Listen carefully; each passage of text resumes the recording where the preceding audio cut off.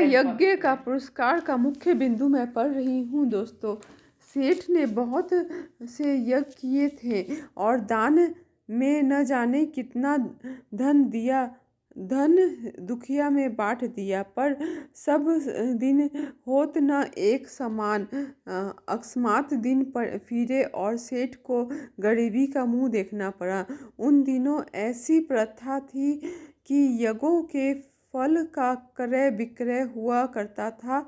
छोटा बड़ा जैसा यज्ञ होता उसके अनुसार मूल्य मिल जाता।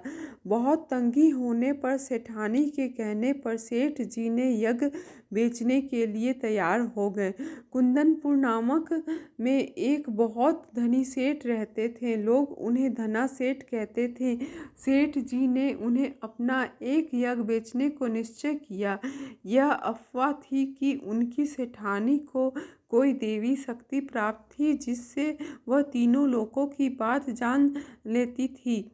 मंजिल दूर थी, अतः सेठानी जैसे तैसे पड़ोसी से थोड़ा सा आटा मांग लाई और रास्ते के लिए 4 मोटी मोटी रोटियां बनाकर पोटली में बांधकर सेठ जी को दे दी।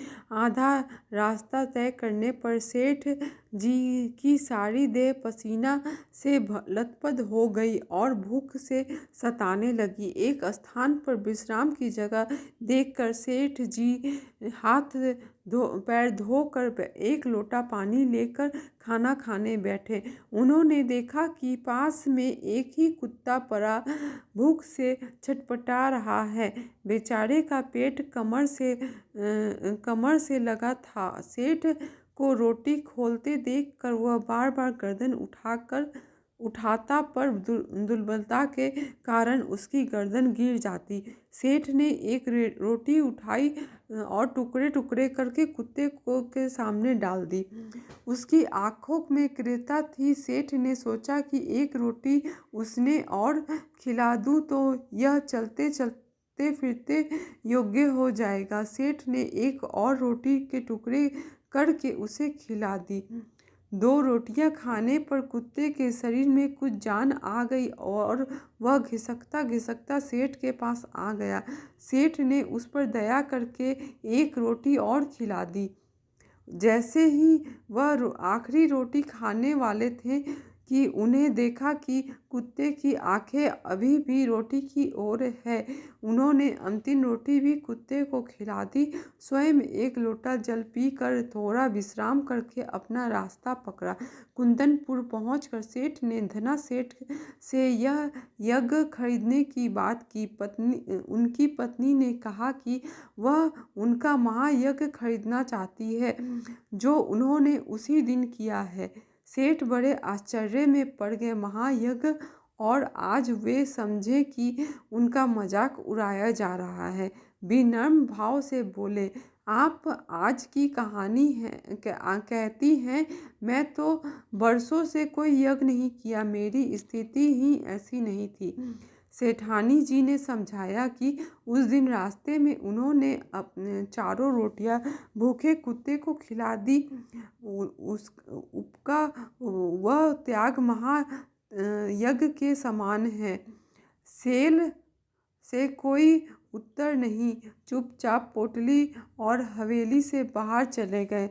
उन्होंने मनोचित कर्तव्य का मूल्य देखा, उचित न लगा।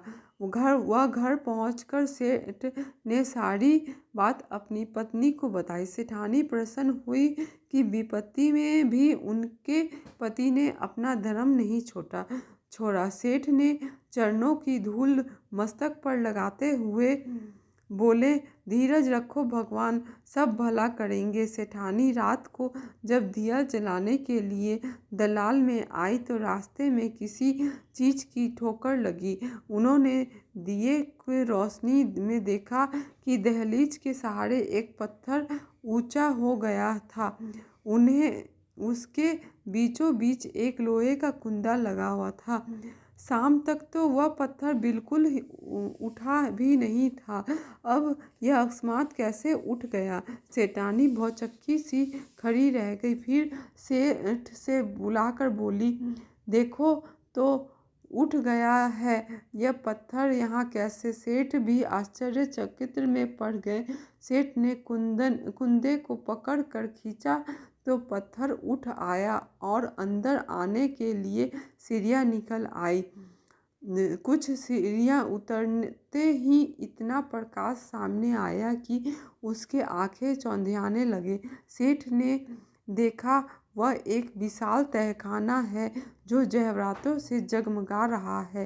तभी अदृश्य पर स्पष्ट स्वर में उन्हें सुनाई दिया, ओ सेठ, स्वयं भूखे रह के अपना कर्तव्य मानकर प्रायश्चित तुमने मरण सन कुत्ते को 4 रोटियां खिलाकर उसकी जान बचाई।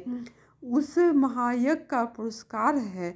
सेठ और सेठानी इस दिव्यवाणी को सुनकर कृतकृत हुए। वही धरती पर माथा टेक कर उन दोनों ने भगवान के चरणों में प्रणाम किया। इस कहानी से हमें यह शिक्षा मिलती है, अच्छे कर्म करते रहो, फल की चिंता मत करो, महायज्ञ करते रहो। हेलो दोस्तों, सुनते रहिए और पढ़ते रहिए। बाय दोस्तों।